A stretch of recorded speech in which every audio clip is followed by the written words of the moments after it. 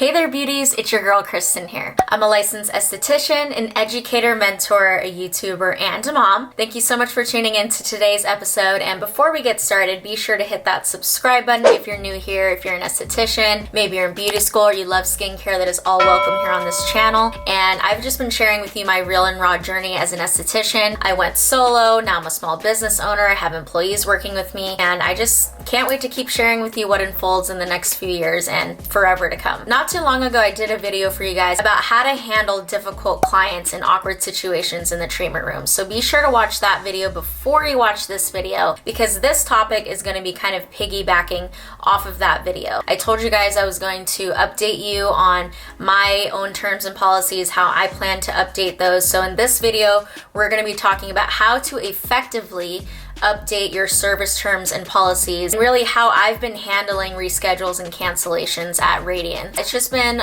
something that I have really taken the time to think about, to communicate to my clients, and I just wanted to give you a breakdown on how me and my team went about this. So you're definitely going to want to grab that pen and paper and continue watching.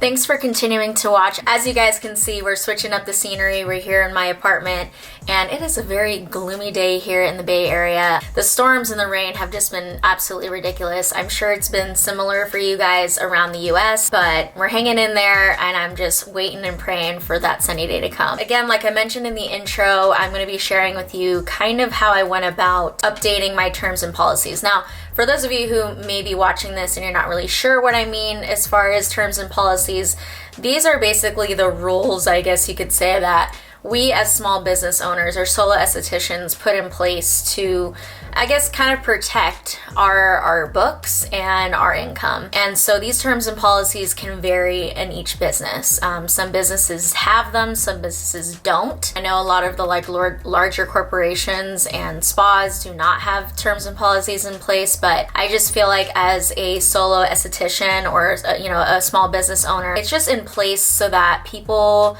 respect your time more. And I will tell you though, no matter what terms and policies you have in place, you will have people who will try to, or who will forget, who will try to violate them, who will try to, work their way around them. But for the most part, a lot of the people that come into my practice, at least, tend to respect this. And I think the way that I've gone about this in my business has attracted a clientele that I really truly believe does respect my time and income. There are those exceptions, and I think that's why lately, and I just wanted to explain the situation to you guys, that I've observed over the last about 3 or 4 months that we've just had an influx of cancellations, reschedules, and not just generally, but very last minute. So I'm talking like 3 days and less, in my opinion, is pretty last minute. I found with this repeatedly happening, either way, even if I didn't make changes, I was going to probably put these steps into place anyways, because I feel like people just, they'll book online and they'll read the terms and policies really quickly, and they'll just completely forget about it. So this is how I kind of go about it now, to maybe hopefully ensure that people are going to remember or think twice before they book and put down deposits. Where it's at and how it's been currently is when people book online with me, there is a questionnaire, there's an intake form. So if you don't currently have a system that does that, I would recommend implementing some sort of, contract or questionnaire at the beginning of your booking system, so that when people go and book with you, they are fully aware of your terms and policies. So if you go and you book with me, you are going to be asked to basically check off line by line what terms and policies I have in place, and then sign your initials at the bottom. So that's how mine currently is set up. So people know, right from the booking, they know what the terms and policies are. Now, maybe it just so happens this person just checked the boxes and didn't really read thoroughly through it. I also do have these policies in writing on my website. I don't have a separate page for it right now. It's currently just on my booking site, and on the very top of the page it says please scroll down to the bottom and read terms and policies before booking. So they are in typed bullet point form, listing out what exactly these policies are, so that if a client says, oh well, you know, did you have that posted anywhere, where can I read more about that, then I can direct them to that. I also do have these terms and policies on my Instagram, so I feel like, you know, make sure you cover all your bases, you have it in writing somewhere, and you're able to direct somebody when you are addressing this. If, say, somebody did reschedule or cancel, you can say, okay, according to my terms and policies, which you can read on my website or on my Instagram, this is what I have to enforce. That is definitely a huge tip of mine, is to have something in writing for clients to go back and refer to, or new potential clients to be able to read. Now I'm going to talk to you kind of about like what was changed, because I had these terms and policies, and they kind of have morphed over the last couple years as far as like how much time someone has to cancel or reschedule. And I just felt with like the influx of these reschedules and cancellations lately that and you know what, we're not in easy times right now. You know, I'm not going to sugarcoat it. We're going through some pretty difficult economic times in our country right now, and it's just even more important for us to protect our income and to make room for people in our space that respect our time. And I also think in order to go into this, you should also have the mindset of, hey, I also want to respect other people's time. And so I'm going to type that down right now so I don't forget to talk to you about that. But I also am going to be making some changes on my end that can help to remind people or reduce any confusion. So basically what changes were made, and I'm going to pull up my notes here because I just want to make sure I don't forget anything. But basically what I changed was I do still require a 50% non-refundable deposit, and that is under no circumstance returned. The only time that I have made the exception to that is if I'm unable to perform the service. I had to explain to a client like, hey, you know, I can either give you your deposit back or we can just reschedule you. And most of the time people just reschedule. But that's the only time that I ever refund a deposit. So before, I used to allow people to use their deposits twice. And what I found was happening was people were just pushing out their treatments like really, really far. Or they kept pushing their treatment. So it was like, okay, they rescheduled once, and due to my availability, I was able to reschedule them maybe like 4 or 6 weeks after, their original appointment. So there we go, there goes a month, and then we get closer to that appointment, and then the person has to reschedule again, and then we're pushing them out another about a month or so because my schedule is just super packed. So I was starting to see like, man, these people are number one, like missing out on their treatments. Like I preach high and low that people should get treatments every 4 to 6 weeks. And if you're skipping even one of those treatments, it's setting us back. So to skip 2, it just, in my head, just doesn't make sense. So I did adjust it to the person is only able to use their deposit once, because I think that's fair. I think that, hey, situations come up, you may need to reschedule, but if you're gonna have to reschedule more than one time, it's gonna mess up your treatment, it's gonna mess up your results. You know what I'm saying? So I think if someone really is serious, and that's what I'm trying to manifest by doing this, is attracting serious clients that want to get results and that are serious about changing their skin, those people aren't going to want to miss 2 months worth of treatments. I also changed my wording about like when people should give us a heads up. So before I used to say, give us at least 72 hours notice of when you need to reschedule or cancel. But what I found that even as booked as I am, it is really hard to find somebody in 3 days. I mean, unless you just get kind of lucky. You're not only having to find someone who's available on that day, but on that specific time. 3 days to me was just not enough. And usually within communication, it takes about a day to even go back and forth with the client. And most of the time, these people are texting me like in the middle of a work day. I'm working, I can't reply. So it narrows down that window really truly to about 1 or 2 days by the time we solidify when they need to reschedule for. And by the time I have the time to post it. I did change the wording and I said, please give us at least 5 business days notice out of courtesy. So I feel like 5 days is ample enough time to maybe try to find a replacement, to reschedule the person, to post about it, to start, asking around. For my situation, I feel works the best. Now, will they get penalized if they don't do it within 5 days? No. Where the penalties start kicking in is going to be on that third day, and this is where I implemented something new. Basically doing a 3-day reschedule rule. On that third day before your appointment, so 72 hours before the person's appointment, and actually I don't base it off hours anymore. I used to say 72 hours or 24 hours. Now I put it in day terms, because what happens is sometimes if you say a certain hour, then people will look at it and be like, oh, well, it's 25 hours before, but you're really telling me the day before. If you're 3 days or less, I did add a 25% rebooking fee. And so that's 25% of whatever service they booked, because I found a lot of those people that were rescheduling were doing it on that third day. That's where I'm curious to see. We've actually had just one person so far since we implemented this, and she actually said, hey, I did read your terms and policies. Let me know how much I owe you for the 25% rebooking fee. And I was like, yes, I love you. You're a great client. Hopefully we continue to get kind of like replies like that if people reschedule, because I think, like I said, we've done a pretty good job at communicating this. So we'll see how that goes. And of course, all these policies that I'm implementing are fairly new, so I will definitely keep you guys updated as we continue to enforce this and to see if hopefully this encourages people to give us more time. So 3 days or less. So basically that third day and that second day, they would have to pay a 25% rebooking fee. Now we get to the day prior to their appointment. This hasn't changed. It stayed the same. So day prior, they're going to have to rebook and repay a deposit, which is 50% of the service. So that does not change. And also the same day cancellation or reschedules. The person is subject to paying 100% of their service. Now, I don't necessarily say this in our policies, but I do usually give a one-time grace with this, especially with a new client. But I usually always do make them pay a new deposit to reschedule.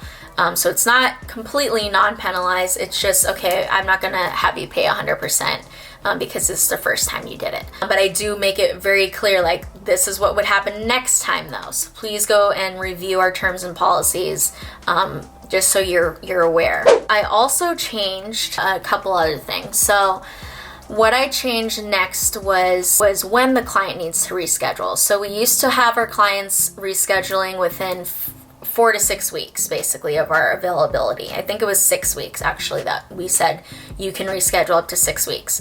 But again, as I was finding, is people are like, okay, yeah, you know what, I'll just push it out a month, no big deal. And then they would reschedule again or something, like, you know what I mean? So then we're pushing your treatment out 2-3 months, and that was just not sitting well with me. Now, instead of giving them full range to rebook within that 6-week period, I narrowed it down to 2 weeks. I figure, honestly, with any sort of emergency, even if it was, and that's the thing, is like, these rules apply to any excuse. And I don't mean to sound like harsh with that or that I don't care. I do absolutely care. Like, if someone tells me, you know, I had a family emergency or someone passed away or something like that, like, I always answer with, I'm sorry to hear that. I hope everything's okay. And I never just jump into like, hey, you owe me this now. I always try to let the client know, like, hey, we're human at the end of the day. I understand. I'm sorry to hear that. But according to our policies, this is what's going to have to take place. And then it's up to them at that point. So please make sure you're still kind and empathetic with the person, even if maybe you don't believe that that's the reason. Who knows? And that's the reason why I have to treat everything unbiased, because I don't know whether someone's telling me the truth or not. Basically, I realized with any sort of emergency, whether it was health or a family member or someone's child that didn't have sitter or something, usually the person can figure things out within a 2-week period. I think if you had a scheduled appointment, why would you want your scheduled appointment to be pushed out like a month and a half or a month out? I think people would probably prefer that they could get rebooked within a shorter period of time. So we'll see how that works, but I just think it makes more sense.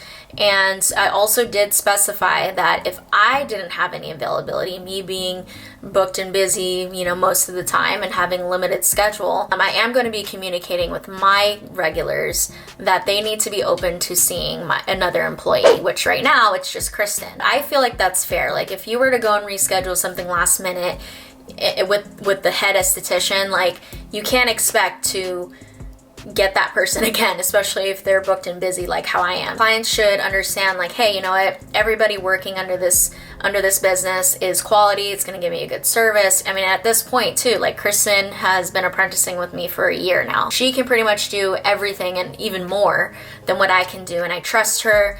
And that's when I'm going to explain to my clients like, hey, this person has been handpicked by me, trained by me. You're going to have a good quality service. She will discuss with me what to do on your skin. We're on the same page. And I just think people need to be willing to go to her instead of me if my schedule doesn't allow it. We'll see, because, I know I have some clients that are like, no, I only want to go to you, like blah, blah. But I mean, I just can't keep bending the rules because of that. So we'll see how that goes, but I think it makes sense. And then we do have a rule, obviously, about like making sure you're communicating with us via text if you're running late. And where I found and where I told you I was going to kind of tell you what I was going to try to implement personally, and even with Kristen, that if we are running late, like even just 5 or 10 minutes late, I'm going to do my best to reach out to that client and text them and say, hey, you know what, I'm actually running 5 minutes behind or 10 minutes behind. Take your time getting here, or if you don't, hopefully that's okay. Just to give them a heads up, because I realized like we weren't doing that. And we did have a situation where a client came and they were kind of like, well, I kind of wish you would have told me, because then maybe I would have rescheduled, or, I got a meeting at 3 o'clock. People have lives, and that's why we have to be also respectful of other people's time, even if it's just 5 minutes. So I think you should definitely do that and make that a priority, because we are also asking our clients to do the same for us, to text us or communicate with us when they're going to be even just 5 or 10 minutes late to their appointment. Now, we did add one more rule to this. Is we said that for wax appointments, if you're more than 5 minutes late, you will have to reschedule and pay a new deposit. The reason why we did this is because we've had a couple clients sometimes showing up late for Brazilian wax, or any wax, to be honest. And again, we book ourselves pretty back to back. And if you are even 5 minutes late, we can't just do a partial wax. With a facial, I feel like it's a little different. Like I can speed it up, or basically choose one step over another. Like it's a little bit more pliable. With waxing, you can't really do a half Brazilian if somebody's late. You can't really do a 3/4 of a Brazilian. You have to do the full thing. So that's why we implemented that specifically for waxing services, which means, brow wax or a Brazilian wax, arm wax, whatever waxing service it is. And even I would say that would probably apply to a lash lift, or something that has like a specific process to it that you really can't cut corners with. So I would consider putting a sub, line saying, specifically for these kinds of services, if you run late, even 5 minutes late, we're going to have to reschedule you. Yeah, so it looks like that's all the changes we made in the terms and policies. Now I'm going to kind of share with you how we went about like communicating this. So we did, me and Alexa, my marketing coordinator, we did put together a newsletter, because we've been sending out kind of regular newsletters, just, sharing different treatments and, reminders and things like that. And so she did make a newsletter that specifically laid out what changes were made, and we put them in bold and underline, and we made it short and sweet and to the point what was changing. Then we also went the extra mile, and we actually designed this little flyer, and we put all of the terms and policies, and we bold and underlined what was changed. And now throughout this next month, when we see our clients, we're handing them this physical flyer at the end of their service and saying, hey, by the way, we changed our terms and policies. Here's a copy for you. You also have a copy that was emailed to you, and it's also updated on our website and on our highlights, and we just leave it at that. That also was was a great idea to kind of like cover our bases and make sure everybody's on the same page, because truly I don't want to have to text somebody and explain this all. Like, I want to be able to just say, hey, you know, okay, we're on day 3 prior, you know, I am going to have to charge a 25% rebooking fee. Is that okay? And it should just be as easy as that. And I did encourage Kristen to memorize these policies, and I actually have her, whenever any of her clients have to reschedule or cancel, I tell her to forward those people to me so that I can handle it. So if you are somebody who also has employees, I would probably encourage you to be the one to handle dealing with the clients, because what has happened in the past is sometimes the employee doesn't really remember what the policy is, or they don't, if someone reschedules and they don't share with them like, hey, okay, so if we are rescheduling, that means next time you have to pay a new deposit. And that happened where like it wasn't communicated, and then the person said, oh, well, I didn't know like that I was gonna have to pay a new deposit if I rescheduled, which, I mean, technically they should know because it is on our terms and policies, but I always do my best to communicate with the person what the policy was and what's gonna happen next time if it's not met. So I'm always disclaiming in my text like what's gonna happen and what the rules are, even though I shouldn't have to, but I try to cover my butt in that way so that when a client comes back and says, hey, well, you know, I didn't know that, then I can literally go and screenshot the text and say, well, yeah, you do know. So have your employees, you know, hopefully try to memorize these policies and these changes so that if in person somebody were to ask, then they could tell them and explain to them what the policies are, and maybe even just have a copy hanging, and maybe we should do this as well, have a copy hanging in the room so that people can read it if they need to. I know I talked your ear off quite a bit in this video. Let me just make sure I said everything I wanted to say. Yep, I think that covers it. Please like this video if you found it helpful. Comment below with any other questions, or also I would love for you to share maybe your own experience, what your policies are, and what maybe you found has been really effective with reducing the amount of cancellations and reschedules in your business, because I would love to learn even more from you guys as well, and your experiences. So please do that, hit that subscribe button, and as always, tune in next week on Monday for a new one. And until then, I love you, stay safe, and I'll see you in the next one. Bye.